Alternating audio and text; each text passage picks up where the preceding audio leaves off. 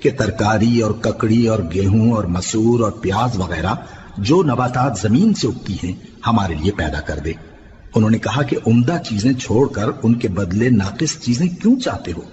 اگر یہی چیزیں مطلوب ہیں تو کسی شہر میں جا اترو، وہاں جو مانگتے ہو مل جائے گا۔ اور آخر کار ذلت و رسوائی اور محتاجی و بے نوائی ان سے چمٹا دی گئی اور وہ اللہ کے غضب میں گرفتار ہو گئے۔